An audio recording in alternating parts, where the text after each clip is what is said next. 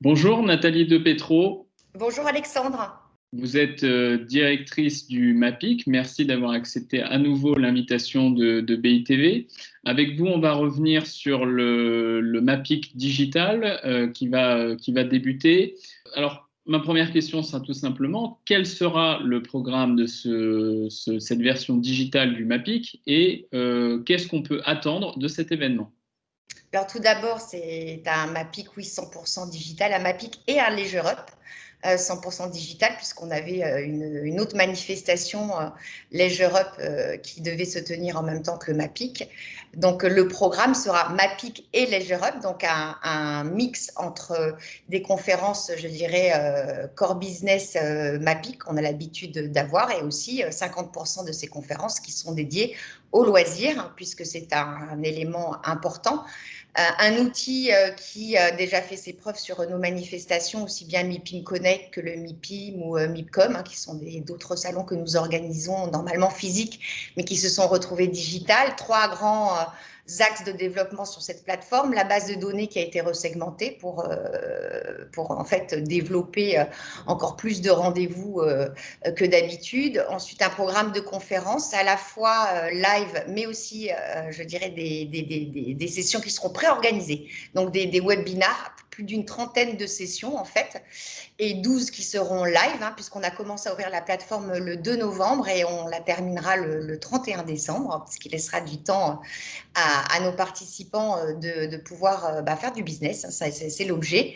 Et ensuite, une plateforme de contenu avec beaucoup d'études ad hoc qui vont être réalisées sur des secteurs d'activité. Alors, un programme très dense, comme vous pouvez l'imaginer, avec un Forum France qui sera organisé avec Businessimo. Et ce Forum France va accueillir des belles personnalités. D'une part, un panel de PDG sur la requalification des zones commerciales périurbaines, avec évidemment des experts, hein, comme Antoine Frey, le président de Frey, Fabrice Bancé, le PDG d'Apsis, Philippe Journeau, PDG de la compagnie de Falsbourg, et ensuite en un deuxième temps qui sera plus sur le mix commercial, mélangeant enseignes, loisirs, restauration, avec Thierry Caillère, qui est le directeur général de Rodefco, le directeur général aussi de Prêt-à-Manger, Stéphane Klein, Anne-Sophie Maison-Rouge, hein, la présidente de Terranae, et Sébastien Van Hoof, directeur général délégué de Carmila.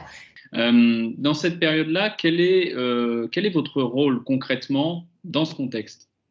Dans ce contexte, c'est de permettre à l'industrie de pouvoir échanger, c'est ce que je disais, et de pouvoir aussi créer des liens, puisque on a plus de 1500 personnes d'ores et déjà enregistrées sur la plateforme, et 2 sur 3 sont des enseignes, hein, donc il y a aussi bien des enseignes plus traditionnelles et des concepts de loisirs. Donc il y a une velléité que cette plateforme justement soit un développeur de business, mais également d'échanges, parce qu'on garde notre ADN extrêmement international, hein.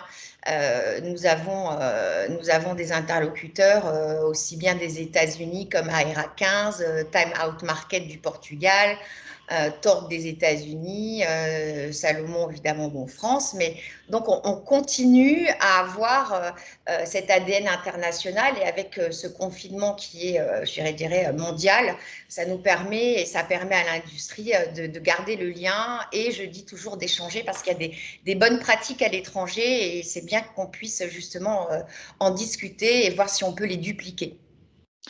Et peut-être plus largement, quel est aujourd'hui votre sentiment sur l'avenir des événements professionnels, là encore, au vu du contexte sanitaire?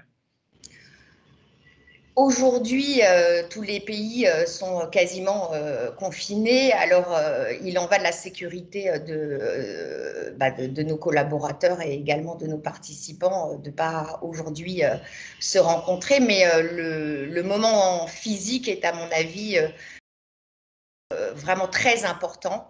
Je crois qu'on s'en rend compte, on a tellement envie de sortir et de se voir et de pouvoir se parler, échanger, comme je le disais, aussi bien, je dirais, au niveau personnel que professionnel. Donc, pour moi, le digital tel qu'on l'invente cette année, ça va continuer à exister dans la mesure où ce sont des services qui sont complémentaires au physique.